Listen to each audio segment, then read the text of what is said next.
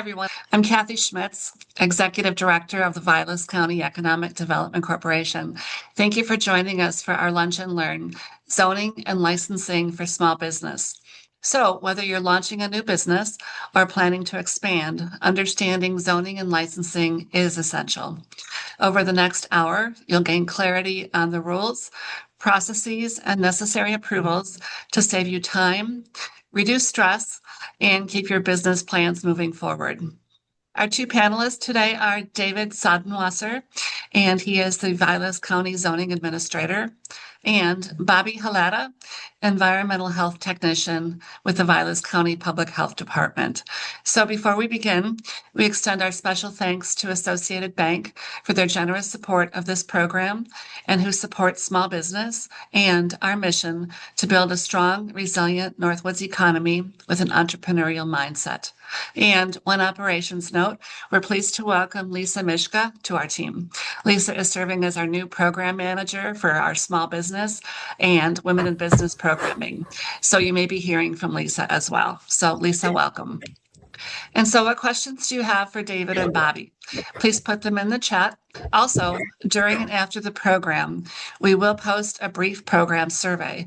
Your feedback helps us to plan events that continue to meet your business needs right here in Vilas County. So David, we'll start with you. Great. Thank you, Kathy. And I'm going to make a little bit of a liar out of Kathy today. I could probably speak for Bobby. We don't want to PowerPoint you to death. So we're going to go through something just real 10,000 foot view. We're not going to give you specific rules and processes probably.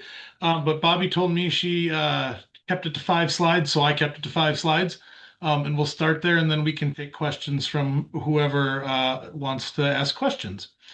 So my name is Dave Seidenwasser. I am the Vilas County Zoning Administrator. And if you bear with me for a second, I'm going to share my screen.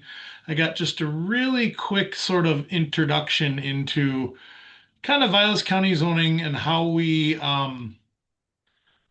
affect businesses in Vilas County. And one of the things I think that you'll find with regulatory agents like Bobby and myself is as business owners go through the process of moving forward, they're going to have to go over a lot of hurdles, whether it be patents or financing or that kind of thing. And oftentimes when it comes to regulatory agencies, we're a really small hurdle when you take care of us early, but we can be a really, really large hurdle if you don't wait and if you wait until the end to deal with us. And the reason being is that it's the answers that Bobby and I give you about your particular business can have a wild effect on how you need to look at your financing and your timeframes and that kind of stuff. So what we don't want to do is have to come in when you think you're about to open and you've invested a lot of time and money and say, whoa, whoa, whoa, whoa, whoa, whoa, whoa. We'd rather be there at the beginning of the process for any potential business to show them how to or to help guide them so that we become a less of a hurdle to get over. So today I'm just going to talk to you. You guys can see sort of my little PowerPoint with the guy. Small hurdle at the beginning, high hurdle at the end. But today we're going to talk just a little bit about, I'm going to talk a little bit about the major areas that zoning will affect business development as you try to get going on a new business. And that's going to be the property use, or more to the point, choosing the right property. It's going to be the septic system and the waste removal from that property. And then it's going to sort of be the time and the money that it takes to make those things happen. So just a real basic, what do we do here at Vilas County Zoning? We regulate the shape, location, and use of structures. We also regulate the use of properties. So we strive to separate what we call incompatible uses. We don't want houses right next to a factory. And we accomplish this through zoning districts. So we've laid zoning districts across the whole county. In each district, so if you'll see on this map of the town of Cloverland, there's lots of different colored areas. Each one of those colored areas has different acceptable uses. We also regulate land disturbance and vegetation removal, especially along shorelands. And we permit and regulate the installation of septic systems.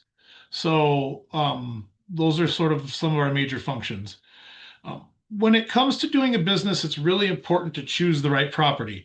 kind of alluded to all those different zoning categories. And here we got a little bit of a picture of the town of Plum Lake, or right around downtown Sainer.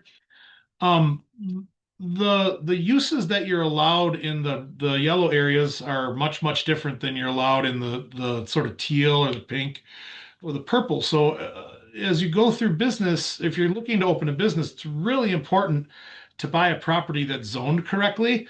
You need to be in the right district. That R1 district in yellow doesn't allow for businesses hardly at all. Um, Businesses should be careful for anything that they see that is, quote, zoned commercial.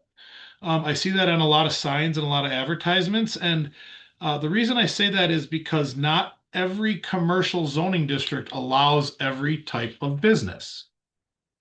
So if someone is representing to a potential business owner that this is zoned commercial, it very likely is, but it may not be zoned for the specific type of business you want to do. The other thing that's important is property size. Not every property can meet the size requirements in our ordinance to be built on, and not every property can meet the size requirements in my ordinance for the specific business you may want to put on it. Um, for example, if you're looking at opening a campground, we have certain restrictions on how much land you need for campgrounds. Or that type of thing. So that's another way that you can very easily choose the wrong property. The other is sewer versus septic, and I'll kind of touch on that more in just a second.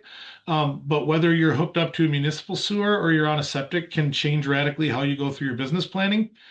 Um, Last is some of the proposed equipment you may need, and that's going to be more Bobby's thing, and sort of building codes that might come into effect. The building codes aspect is much more important when you're building something new.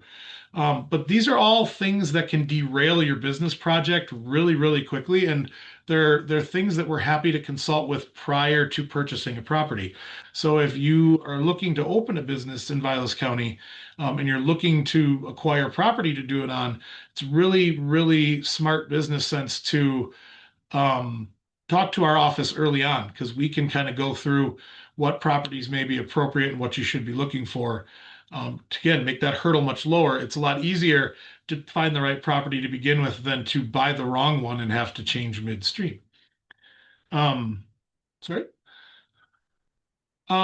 I want to talk a little bit about POUTS. POUTS is government speak for septic systems. Most properties in Vilas County are on septic systems. And when we talk about a business or a commercial septic system, they're generally smaller than ones for homes, believe it or not.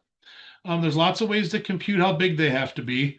But we do aggregate uses together. So if you're going to do a multi-use development, like let's say you want to have a bakery and a restaurant with an apartment attached, we have to combine the design for septic for all of those.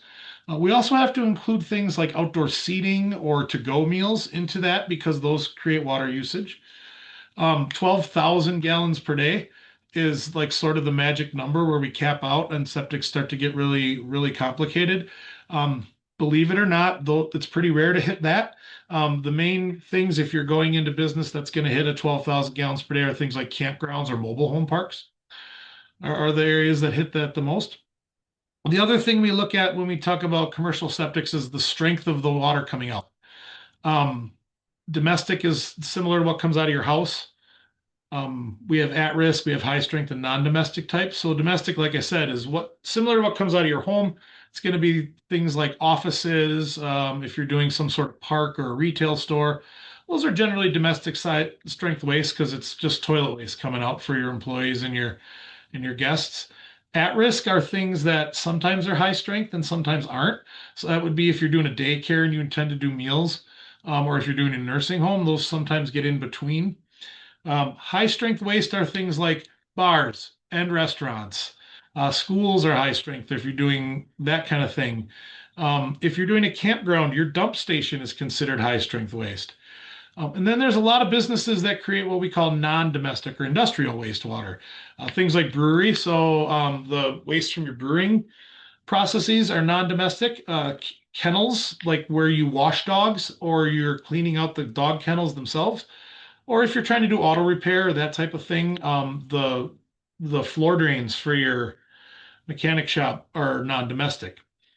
Um, the reason it's important to talk to us sort of about your building and the septic is because if you get into any of these things, you're doing a large thing that's over 12,000 gallons per day, or you get into high strength wastewater, the cost of your septic system becomes a significant barrier you have to overcome. Um, so by talking to us ahead of time where we can and being honest with us ahead of time as to what you're going to do, we can help you prepare for some of those things that you need to do. The reason with that kind of thing that it becomes important is because it affects your time and your money, right? And I know that they're often combined. The time and the money to go through the permitting and regulatory process is going to be dependent. And the more complicated that your project is for that, the longer and more expensive it's going to be. So as we go look at the other slides that were there, sometimes even though we may not be able to head off some of those issues, we can at least get an understanding for you as to how long it's going to take and how much money a business owner has to put aside as they go through the process of opening their business. If you're just dealing with my office, zoning and planning, it's usually pretty easy and pretty affordable. But when you start adding the state for septics or the DNR for industrial wastewater or the DOT for access issues or the highway department for access issues, it can stretch the regulatory process out. When you have to start adding professional engineers for building plans or surveyors or architect, it increases your time and your money. And, as the county, we want to promote business, but it needs to be done within our regulatory framework. So if we can have business owners sit down ahead of time and understand this is how long you can expect it to take, this is how much money you can expect it to take, and these are the different steps you're going to have to go through. We'd love to give that help to business folks earlier than later because it's certainly much less time and money for us to be able to have the conversations and lay it out ahead of time than to have to come around 2 days before your opening and say that you're not meeting regulations. So that's kind of my 10,000 foot, very, very quick and dirty why you should talk to us and how we can affect your business. And I'd be glad to take questions towards the end here, but for now, I'm going to turn it over to Bobby. Hi, thank you, Dave. It was a great oversight of what your department does. Um, our department, the Vilas County Public Health Department, again, I'm Bobby Holliday, the environmental health tech. I do have Matt Wallace and Sam Johnson logged in as well. They're my coworkers and they specialize in food and a few of the other codes that I don't. I primarily focus on lodging and our water lab. So I can answer those questions at the end. If not, I'll tap into Matt and Sam if I need to. I'm going to share my screen and just kind of give you an overview of what we do with the public health department and licensing for your businesses or what type of business. Vilas County Public Health Department licensing and inspections, food, lodging, and recreational safety.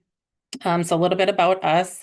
The food and safety and recreational licensing staff, we are responsible for managing programs that enforce applicable state administrative codes for inspections and licensure of many various businesses. So they include gas stations, restaurants, retail food, tourist rooming houses, hotels, bed and breakfast, recreational education camps, swimming pools, water parks, tattoo, body piercings. There's quite a few that we do regulate.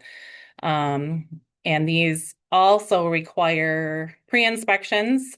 We come out to each facility and we go through the facility prior to issuing the license to make sure that all of the codes are met, and then issue licenses based on that or work with you to get you to where you need to be.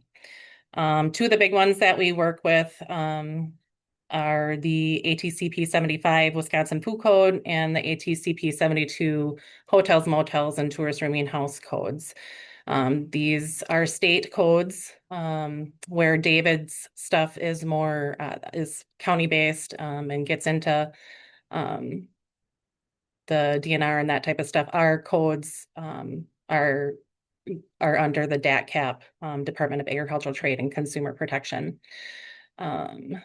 So the additional codes that we oversee our different codes for different types of facilities or businesses that you're going to operate. So ATCP 73 is bed and breakfasts, public pools, recreational and education camps, campgrounds, and tattoo and body piercings. So mine won't be as long as David's. It depends on what code or what business you're doing will really dictate, how we what the information is that we're looking for. For restaurants, we're going to look at spec sheets. We're going to look at your equipment, your kitchen requirements. For tourist rooming houses, we look at exiting safety, smoke detectors, carbon monoxide detectors, proper placements of that, proper bed placement, ceiling heights of sleeping rooms, deck clearance heights,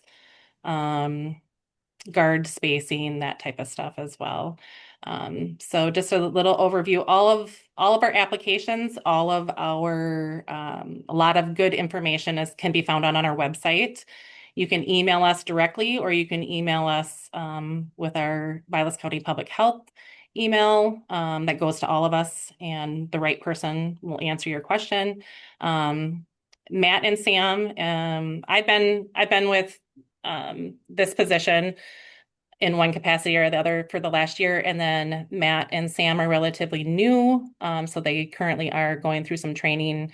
And as you see them out in the field, or if they come out to do an inspection for you, they may be accompanied by Amy, our health officer, or a representative from the state until all of their training is complete. So other than that, I think we'll just kind of open it up to specific questions. I'm not sure the type of questions we might get here. We might have to tap into Matt and Sam. David and Bobby, thank you both very much. Clearly, there's a lot to unpack in both of your areas here. So, David and Bobby, we have a lot of different resorts. Could you talk about this is our use of spa and patient care? From the zoning perspective, medical offices are almost relatively easy, right? We're going to just need to make sure that it's zoned appropriately. Septic wise for medical offices, those can become a very complicated thing depending on what type of treatment you're going to do. I would think generally a spa is probably going to be more of a residential style, normal waste that comes out, unless you're putting maybe a lot of salts into it. That could cause problem, or you're doing a lot of water softening. On the medical office, it's really going to be dependent on what you're doing as to what we do for septic wise. So I don't have a great handle on that. And some of that might become non-domestic from some of the processes you do in a medical office, especially if you're doing more advanced care. But your traditional, like normal medical office, if you're doing just like a primary doctor, or you're doing like an acupuncture type thing, or an Eastern medicine with a spa, that would normally just be a domestic style wastewater, and we just have to be zoned appropriately. I'm sure Bobby and the health department folks have more stuff to do with the medical office, but. So yeah, we have a public health side to our a medical side, I should say, to our public health department. But as far as licensing the business, if it's not lodging, if it's not food, if you're not serving food, like if it was a hospital, we would come in and we would look at the kitchen. But other than issuing a license for a medical facility, there really isn't a need for our department in that. Unless it's, like I said, have something to do with food or lodging. So, Bobby, given that, will there be an inspection of someone coming out from Vilas County to the business, whatever type of business it is, to inspect it and make sure that it's compliant? For any license that we would issue, yes, there will be an inspection, and then there's also annual inspections as well. For lodging, water testing is required annually for the tourist rooming house side when they're on private wells. Some of the older resort situations are tested on the DNR side, or what's called the Transient Non-Community TNC program. So the DNR actually tests those, and the University of Wisconsin Oshkosh is still operating that part of the water testing for Vilas County. So, but a lot of the tourist rooming house stuff is tested on our end as well. The businesses, a lot of businesses are tested by that TNC DNR program as well. So, your restaurants, your places that serve the public more than 25 persons 60 days out of the year normally fall into that category. Thank you. We have another question. Can you describe the process to change the zoning of a property? Example, going from limited business use to campground. Sure. Yeah, I certainly can. Let me start off by saying it is a lot easier to pick a property that allows for that use you want to do before you buy it than it is to try and change it afterward. Um, Something like campgrounds are going to be able to be done in a lot of different of our zoning districts, right? And many of our uses are allowed in a lot of our zoning districts. So we talk about medical offices, we can talk about campgrounds. Um, I'm just gonna steal a screen share again real quick here for a second. So I've kind of just pulled up some zoning map, and I hope you guys can see a big colorful map of the county. If we're talking about campgrounds, anywhere that's in purple can do that. Anywhere that's in this sort of lighter green, like in Saint Germain, allows those. The sort of teal allows them with some special permitting. I believe they're allowed in the dark green areas. Off the top of my head, I don't know. So we have a lot of different districts that allow that kind of thing. And it's usually much easier. But if you do need to go through the rezone process, it is a 3 to 6 month process to get the rezoning if you get it. Okay. Your rezone would have to be approved by the town that your property's in. It would have to be approved by the zoning committee after a public hearing where people can come and attend. Both people who are, in support of your rezone, people who are opposed to your rezone, can come and attend that. And then it has to be approved by the county board. Once it's approved by the county board, there's a 40-day waiting period before it comes law. All of that goes relatively smoothly if the comprehensive plan allows for your rezone. One of the things I didn't talk about is we have a document called the comprehensive plan that sets forth kind of the long-term land use across the county. And that comprehensive plan is our sort of roadmap for the future. And if your proposed zoning doesn't meet that comprehensive plan future, then we have to change the comprehensive plan so you can double it, double the amount of time, double the amount of money. The thing that's important to remember about zoning changes is there's something called a spot zoning. And spot zoning is when you're looking to rezone a single property solely for the benefit of the owner of that property. Spot zoning is not in and of itself illegal, but it's not something that we do for that sole benefit of the owner unless there's a greater community need. So an example of an area where spot zoning would be acceptable would be, let's say we're trying to rezone a property to install a hospital, right? That would serve the greater community, or we're trying to install the police station, to serve those types of things. They do spot zoning, but it's not generally designed to be a thing where I've bought a property that doesn't accommodate my specific use and I want to change it just for me. So it's much easier to do that, to find the right property ahead of time than to try and change it after. But there is a process. It does require public hearing and it does require approval at a number of steps. So it takes a long time and can be somewhat expensive depending on what you have to do. So that begs the question too. You've mentioned the town, the county, sometimes the state. How does someone know where to start? I mean, is it better to start with their township and find out, and then, or directly with your office or Bobby's? I think your best bet is likely going to be our office or Bobby's, right? We're the folks who deal with it every day. And we can sort of guide you down the path and say, here's who you need to talk to. First, here's the steps you need to go through.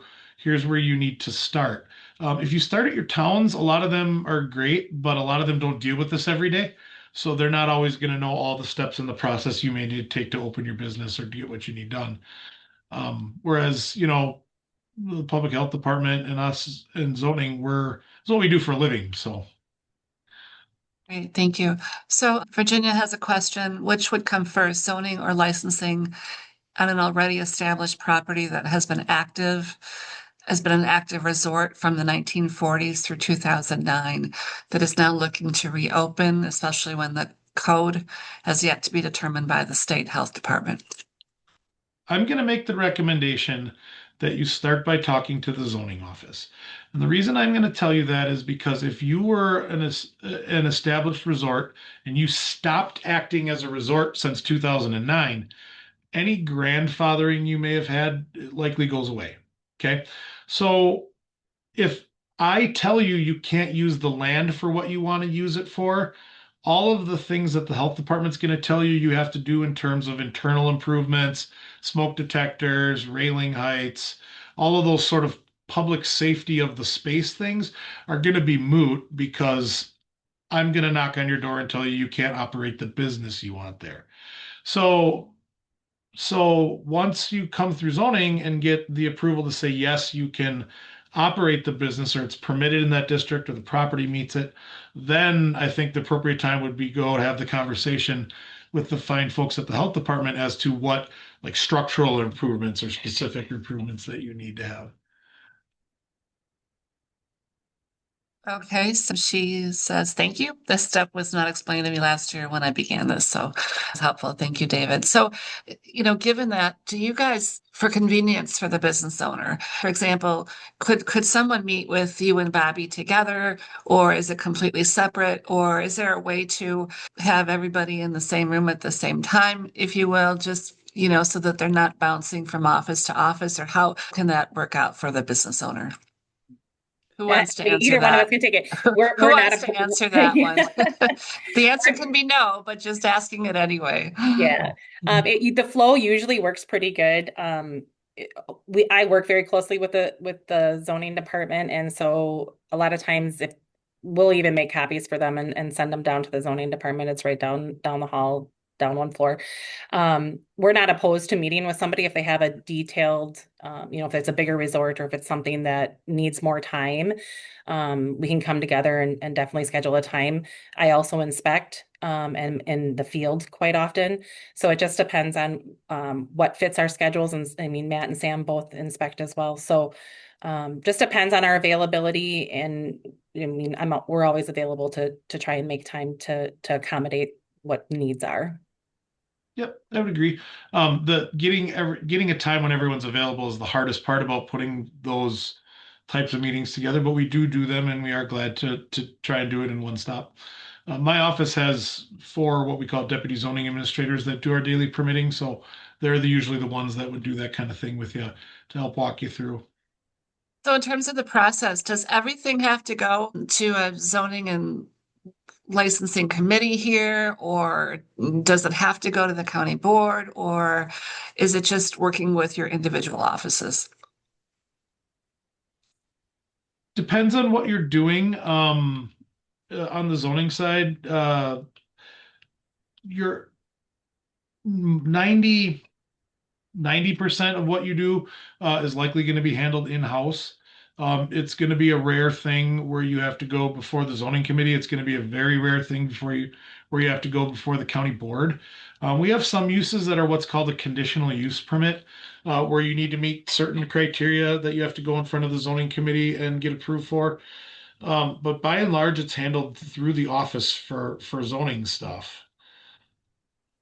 That's, pretty much the same on our end too. If we come across something that doesn't meet a code, sometimes a variance may be needed, and that goes to the state DAT um, licensing team, and then we work together with them to try and come to a resolve or determine how to move forward with it. So just depends on if a variance is needed on our end.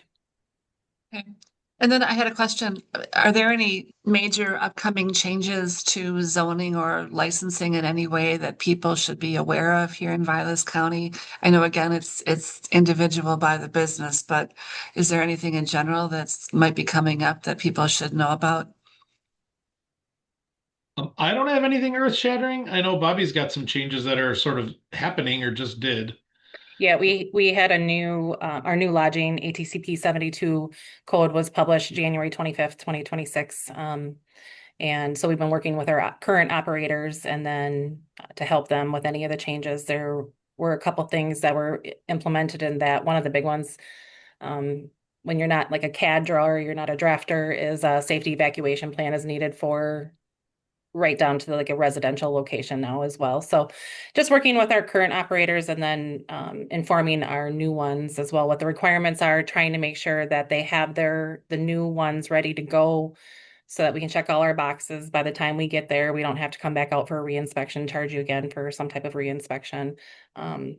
We try to just make sure that you're ready to go by the time the inspector gets there. Great, great. Thank you. So any other questions for David or Bobby that anyone on the Zoom today has? Please ask them now. David, Bobby, you did such a great job, but here's another one from Virginia. Is there a step-by-step sheet?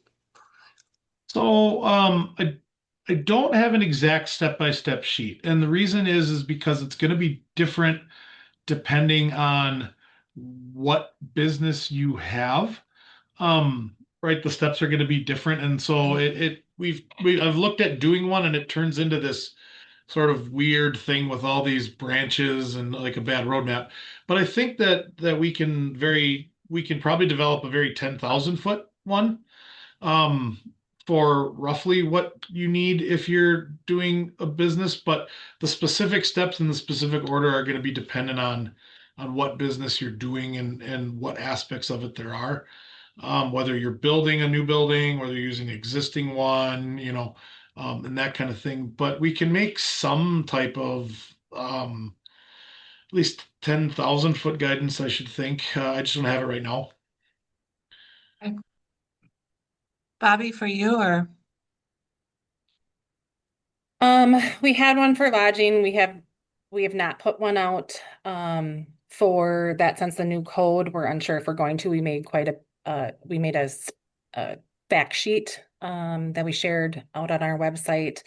The steps, there's so many applications that we have. Again, like Dave said, it's hard to draw one up for every scenario that happens, but I guess maybe like a county overview of what department does what or where to start might be helpful.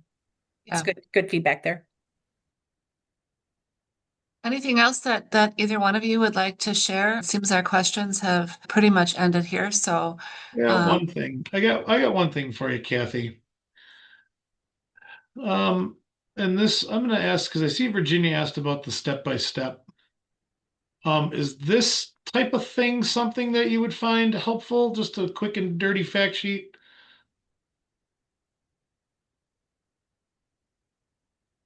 I mean, it doesn't go step by step, but it's, I guess, a start at something. I think so. Yeah. That was helpful to her. Thank you for that, David.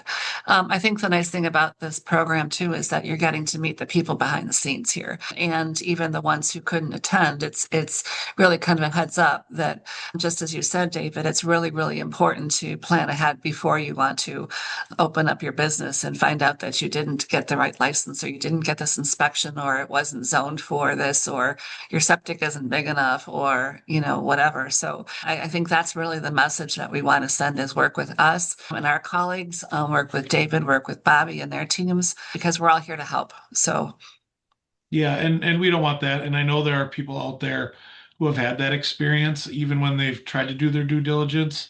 And we don't want it to be that way. So we yeah, really don't, we're not trying to stop business. We're not trying to slow business or be overly cumbersome. We have our stuff we have to deal with, and we'd rather help you deal with it and get you on your way um, to being successful. So. right, great. Bobby, anything final from you? No, if we don't have any additional, I'm not sure if maybe Matt or Sam want to say anything, but I think I'm good if we don't have any specific questions. Hey, Matt, Sam, anything from you? Your staff are being shy. Yeah, that's okay. That's all right. Yeah. No, Um, no, I'm good. okay. Good. All Yeah. right. Well, we'll give everyone some time back then for lunch, and thank you all for joining us. Lisa just posted the survey up during the program here, so please take a moment to fill that out. And then if not, fill it out afterwards. You'll get an email. And so we'll do more of these types of programs. So continue to watch your email and then our social media posts, and let us know what kinds of programs you'd like us to present. So thank you again for joining us today, and we'll see you at our next event. Thanks for having us. Take care. Thank you, David. Thank you, Bobby. Thank you.